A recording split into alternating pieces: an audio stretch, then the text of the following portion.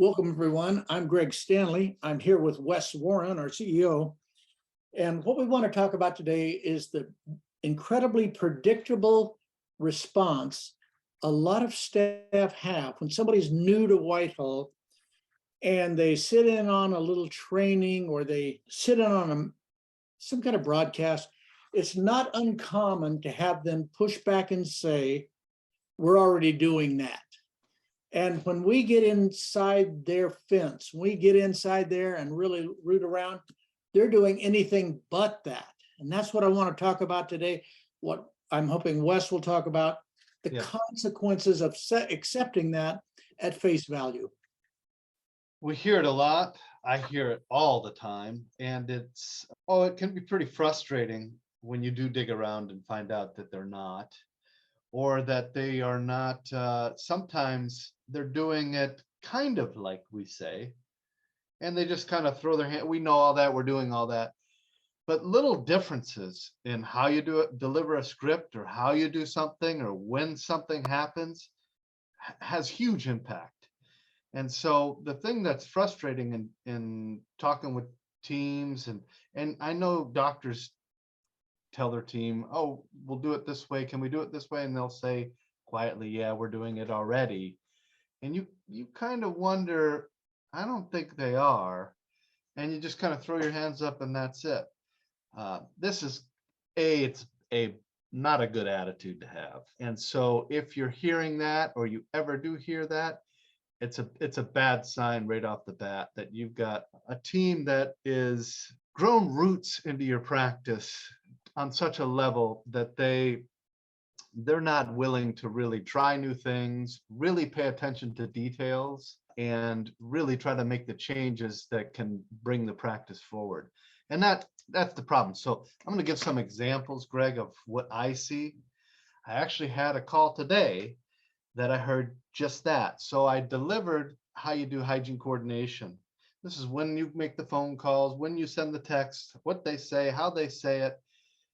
And so I trained the team on that. And then I talked with a leader today and I asked, she asked the team how'd it go with Wes. And they said, well, we're kind of doing all that stuff, and kind of gave that response you're talking about. And I said, hold on 1 minute.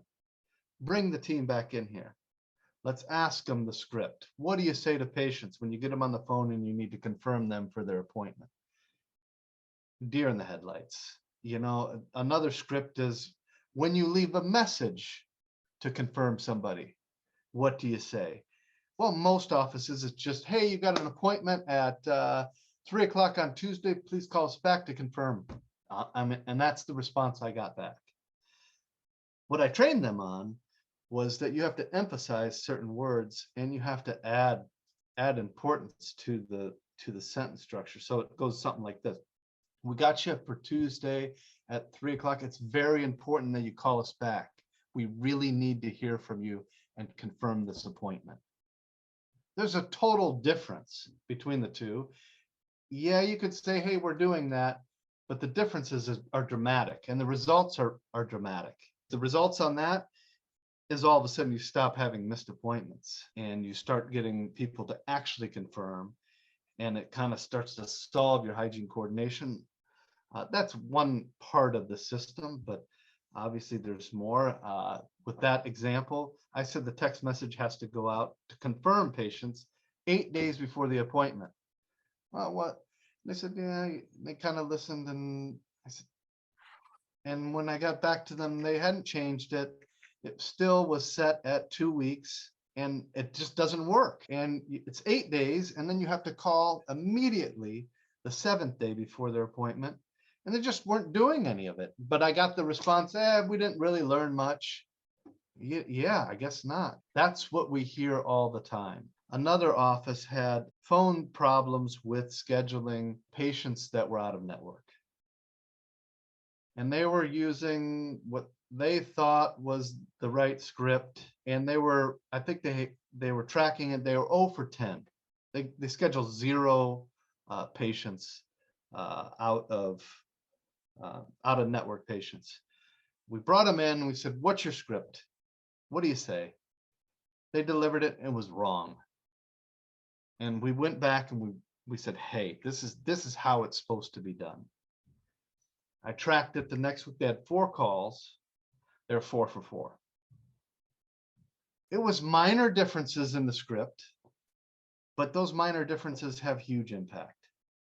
And that's what we're talking about. Is this is what we hear, from teams and it's when you hear this from your team, it's a problem that's rooted in the morale and the core of the team, is the way I see it.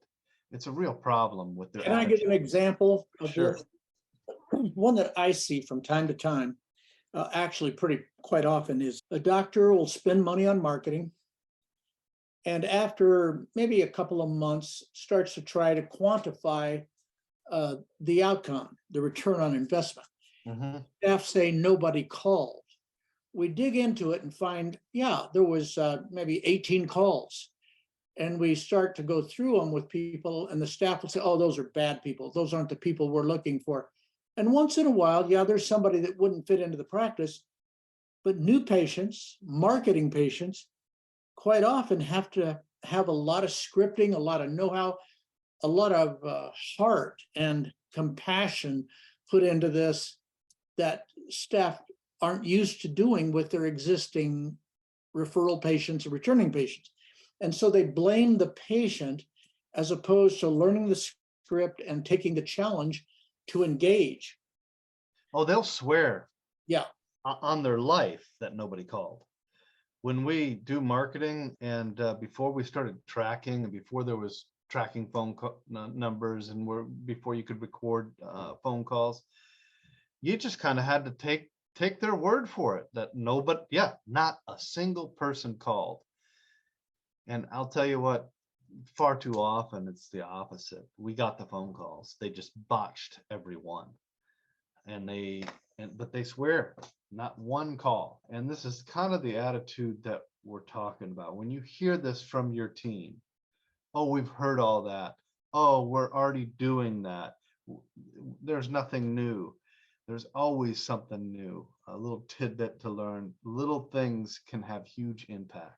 If we don't have the staff so engaged that they're ready to take these tips to heart, just a thought about what happens.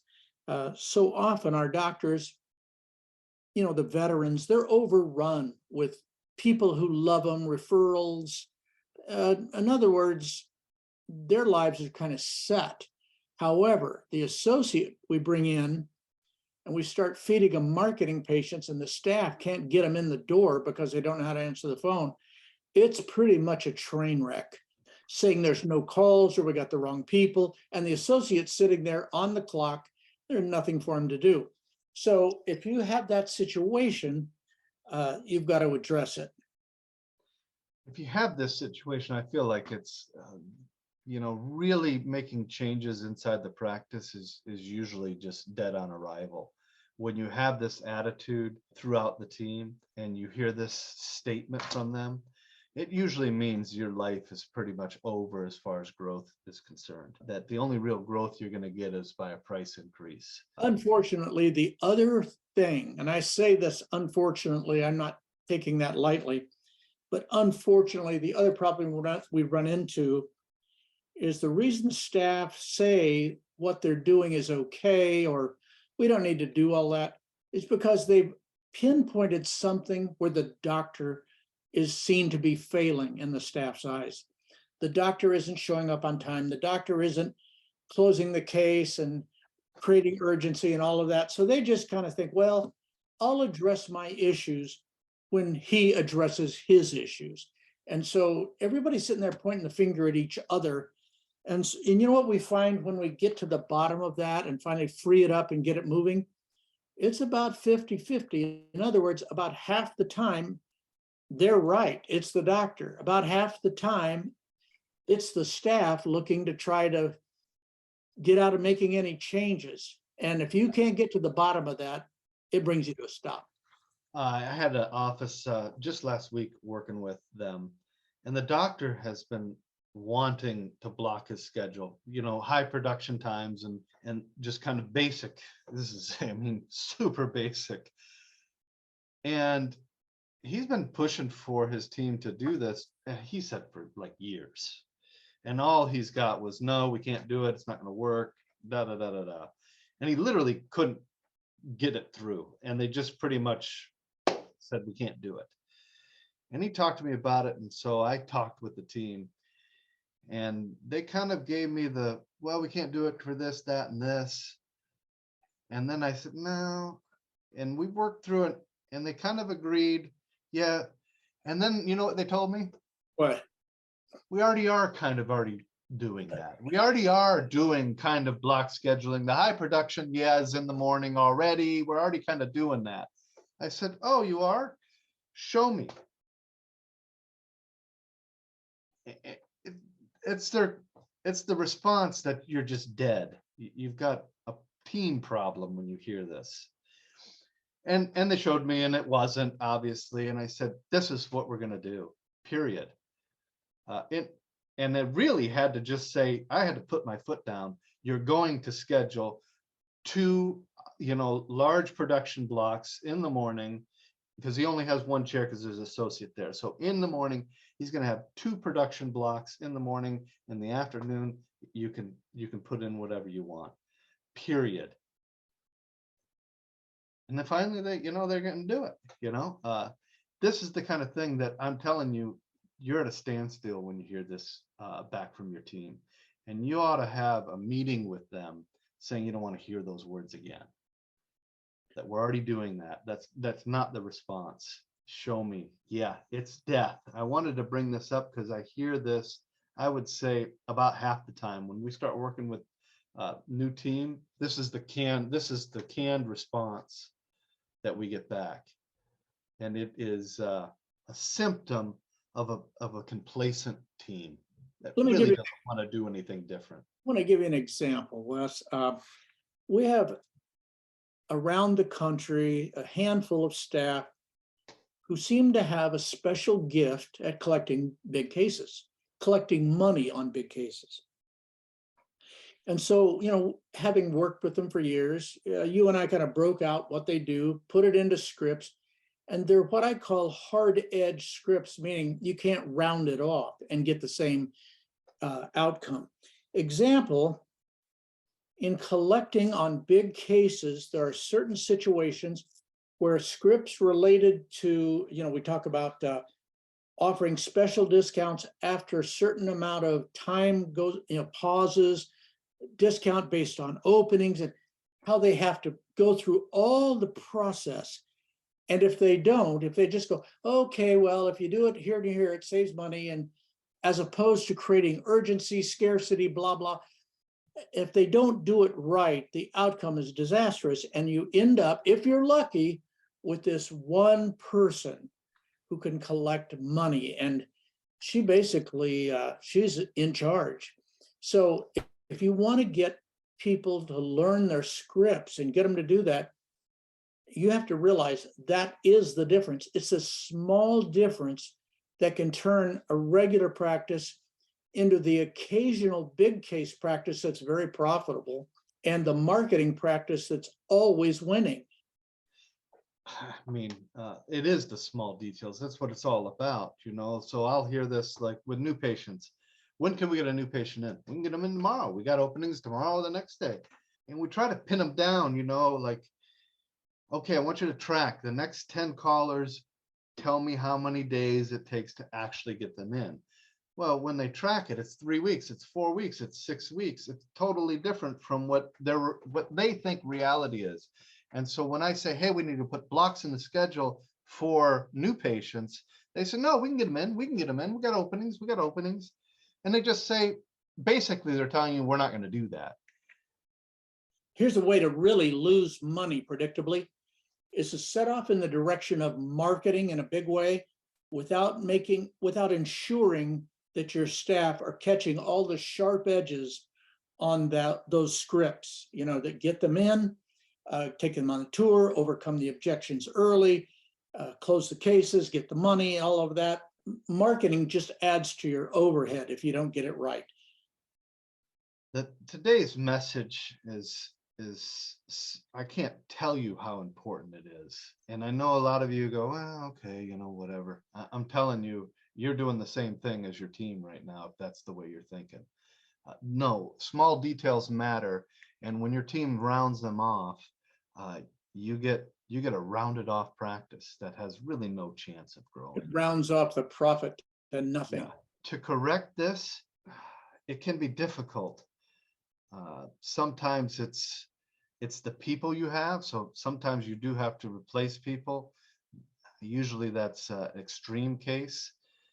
Sometimes it's just pushing through changes to the point where they start getting comfortable with the fact that we're going to try different things. What's the harm for trying things and testing things out and seeing different outcomes, to where they get comfortable with, yeah, this is just what we do. We test things. If it works, we'll continue doing it. If it doesn't work, well, we'll go back to the way it was. Getting them in that spirit is how we try to make that change. And it can be difficult. I've seen here on Zoom with Wes. Wes is teaching staff these kind of scripts and the hard edges I'm talking about. And they start out, all of them have their arms folded, rolling their eyes, and really showing attitude. 2 months later, they're proud of what they've learned. They're doing the scripts, the doctor's happy, and it really changes everything. So don't accept staff saying on its face value, we're doing that already. Also, Greg, I want to mention that we have a mastermind group. You should be getting emails to join this. It's very inexpensive. It's $20 a month. And there's so much information, the mastermind group, but also all kinds of different things that you get along with it, including training modules, systems, and meetings with individual meetings with Greg and myself. So if you're interested in pushing the practice forward and really growing, you should join this. It's the best money you're ever going to spend in dentistry, $20 a month. No commitment. We'd love to have you. Our mastermind, we just had one this weekend. It was great. The doctors loved it. We talked about hygiene and kind of the rising cost of hygiene and how we can't find anybody, and all these different solutions, really out of the box stuff on how to fix it. And we feel like we got quite a few answers through the mastermind on what doctors are doing to be resourceful in dealing with the hygiene shortage and the overhead that's going up there. So please join if you're interested. Yeah. All right. Thanks for Thanks. listening.